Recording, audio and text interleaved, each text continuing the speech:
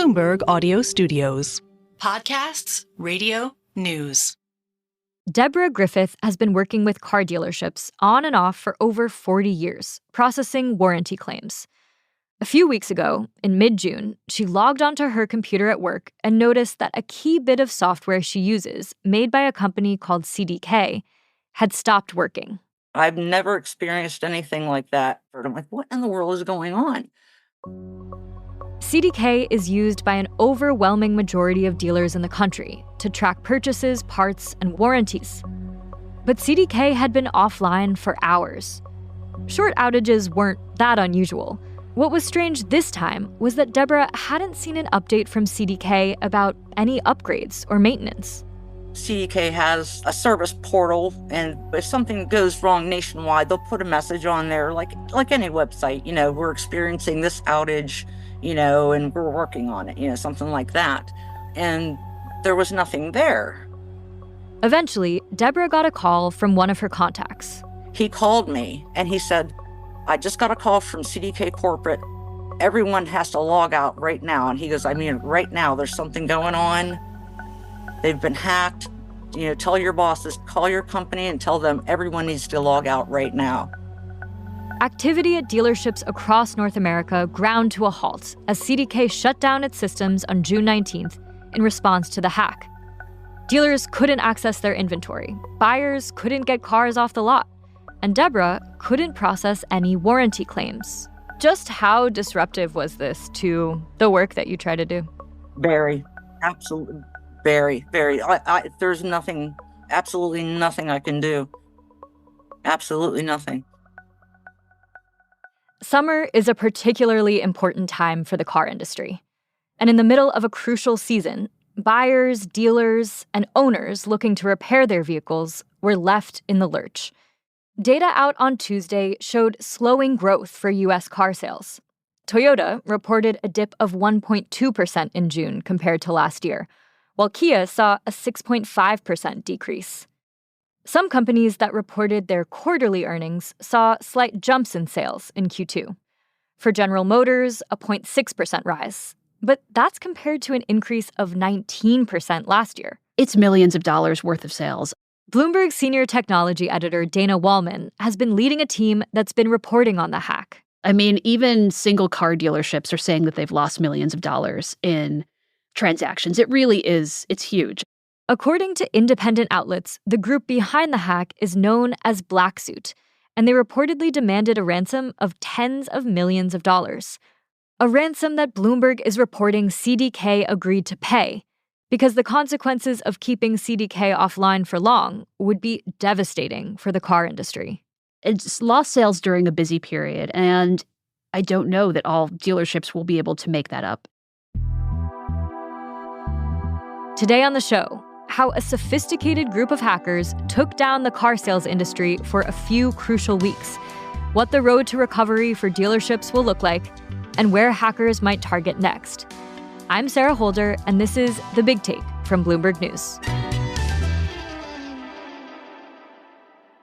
The software company CDK Global is not exactly a household name, says Bloomberg senior technology editor Dana Wollman. CDK is not a company I'd heard of, admittedly, before this story broke. I actually don't know how many of my colleagues had heard of this. And I'm guessing a lot of our readers had not heard of this company either. But for car dealerships across North America, the custom software CDK provides is mission critical. It's used to manage pretty much every aspect of their day-to-day business, from scheduling appointments to tracking inventory, in addition to completing transactions. So without that software, business would ground to a halt, and has. Chances are, if you've bought a car at a dealership in the U.S., your data has gone through the software. It's used by around 15,000 auto dealers in North America. They do have competitors, but they clearly are the dominant player in this very specialized field. According at least to CDK itself before this attack, the transactions that were being done through the software accounted for something like 2% of GDP. For context, that's around $565 billion. This near monopoly makes CDK a healthy profit. The company was acquired by the asset management company Brookfield for $8.3 billion a little over 2 years ago. But its status also makes the company a vulnerable mark for a cyber attack. It began on Juneteenth, a federal holiday in the U.S., and it was a day that car dealers were expecting to be a busy sales day during what is already seasonally, mind you, a busy season. That day, news broke that an experienced cybercrime operation called Black Suit, which we'll get into in a little bit, had breached the CDK system. That forced CDK to shut down the system as they dealt with the disruption. CDK has said it anticipates everything will be back online by Thursday, the 4th of July holiday. But in the meantime, for all the dealerships that rely on its service, losing access to CDK has been like trying to work as an Instagram influencer with Instagram down, or trying to make a podcast during a Slack outage. It's extremely disruptive. It either entirely or mostly brought business to a halt at these dealerships. It wasn't just like they couldn't complete sales of cars. We know that. But there are other things that I didn't even think about that a car dealership might be doing, like trying to swap inventory with another dealer, for instance. Maybe another dealer has a specific configuration of a car that your customer wants. Another specific example was the finding of replacement parts. There's a database where you could look up parts for customers who need something. Locating those parts is very hard when they're tracked online or indexed online and you can't get to those systems. Many of these dealerships were out of service and they were either not serving customers or they were sort of resorting to this old-fashioned way of dealing with people. And Dana does mean old-fashioned. Workers at these dealerships started handwriting contracts and logging oil changes on paper.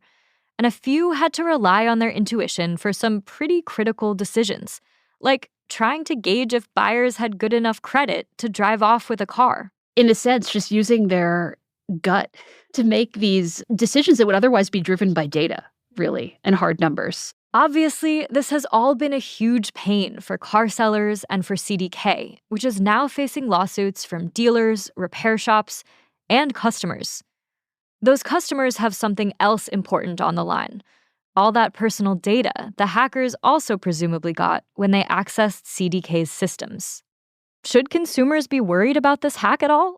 I would be worried, and certainly in our reporting, we found that customers themselves have expressed worry. We visited some car dealerships in person and have found that aside from the fact that the hack brought these systems to a halt, a more hidden impact of this hack is that customers are now wary of buying a car. They have read about this attack in the press and are a little nervous about handing over data to car dealerships. So I think beyond the question of should car shoppers be nervous, they are nervous, and it is having a hard-to-measure impact on car sales, even on top of the fact that a slowdown in modern systems is making it hard to transact. Coming up after the break. It's not just cars.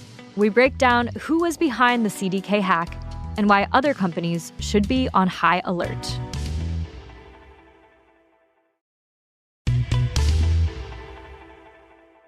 So here's where things stand. For nearly 2 weeks, thousands of car dealerships across the country have been unable to access CDK's software, which is crucial for everything from assessing creditworthiness to figuring out what cars are available to be sold. That's resulted in millions of dollars in lost sales. And Bloomberg senior technology editor Dana Wollman says figuring out who was behind the attack wasn't easy. Who is the hacking group behind the attack? So today, at least, they're called Black Suit. And I say today, at least, because these groups do intentionally change their names often to make themselves harder to track and keep tabs on. According to security experts, before Black Suit was Black Suit, they were also known as Royal. That group was responsible for a cyber attack about a year ago that forced the city of Dallas to shut down its computer systems, including one that the local fire department relies on to track emergencies. For 4 days, firefighters in Dallas resorted to moving magnets around on a map to keep tabs on incidents and manage their crews. Some of Royal's members came from one of the most notorious hacking groups ever, Conti, meaning Black Suit has a pretty distinguished pedigree. They're a really experienced group of hackers and extortionists. We describe them as sort of low-key and business-like, as if to say they're not trying to disrupt anyone, they're just trying to run a business. To run that business, Black Suit uses a two-pronged approach. First of all, they engage in what we've called in our reporting double extortion. That is the shutting down of services and also the threat to publish user data online. And we've also described them in our reporting as offering what's called ransomware as a service. Ransomware as a service. Dana says that means that Black Suit essentially offers up its skill set, hacking vulnerable companies or school districts or libraries, to whoever wants to pay for it.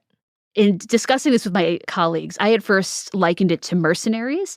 And one of my colleagues said, no, actually, they're more like arms dealers. Even if they're not committing the attack themselves, they are providing the cyber weapon and someone else is using them to commit the attack. And then everyone behind the scenes is profiting off of it. Sources have told Bloomberg that, in general, Black Suit demands a ransom of anywhere between $300,000 and $5 million. And Black Suit demanded tens of millions of dollars from CDK, which planned to pay the ransom, according to a source who spoke to Bloomberg. They themselves have not listed CDK as a victim on their website, which we've reported is typical practice for them, actually. They have on their website about close to 100 victims listed.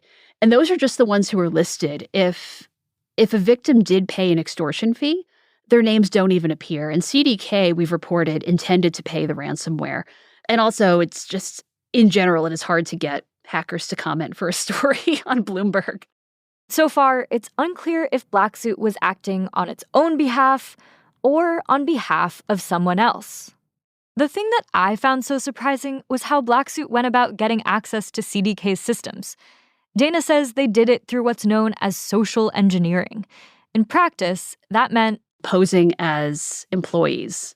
That's right. Hackers posed as employees to trick customers into helping them access the company's systems. And it is a reminder, too, that not all hacking is what we imagine from seeing the movies.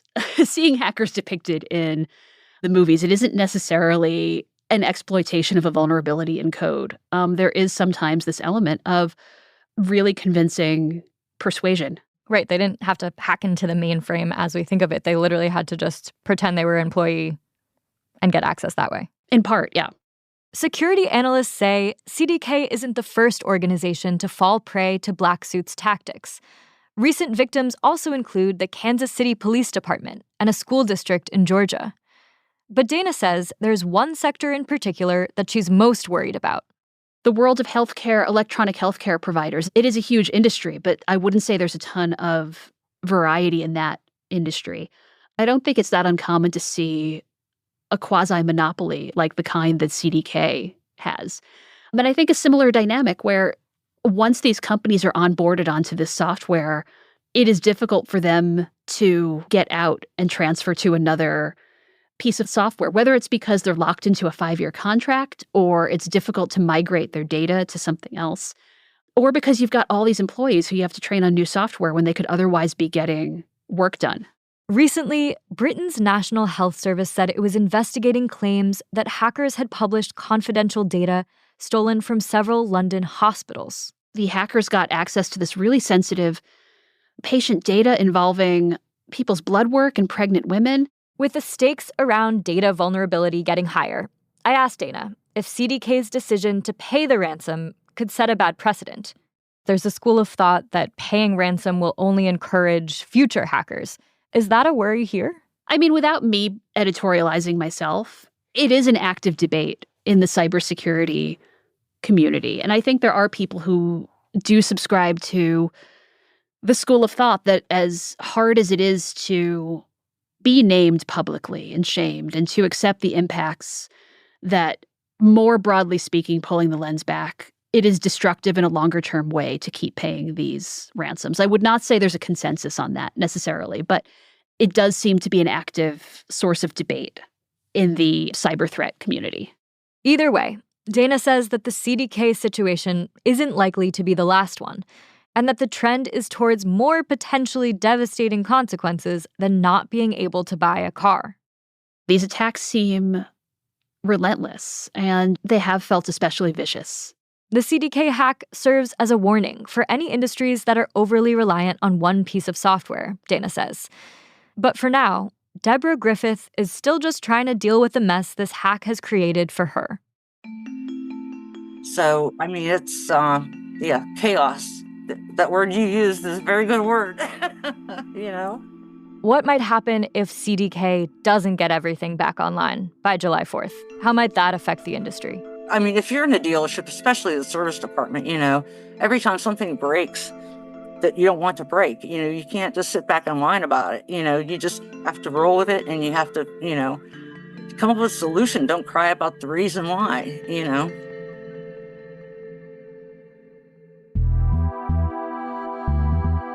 This is The Big Take from Bloomberg News. I'm Sarah Holder. This episode was produced by Alex Sugiura. It was edited by Aaron Edwards. It was mixed by Rishi Bajekal. It was fact-checked by Thomas Liu. Our senior producers are Naomi Shavin and Kim Gittleson. Our senior editor is Elizabeth Ponso. Nicole Beamsterboer is our executive producer.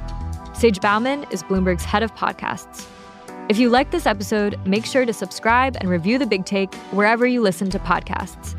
It helps people find the show. Thanks so much for listening.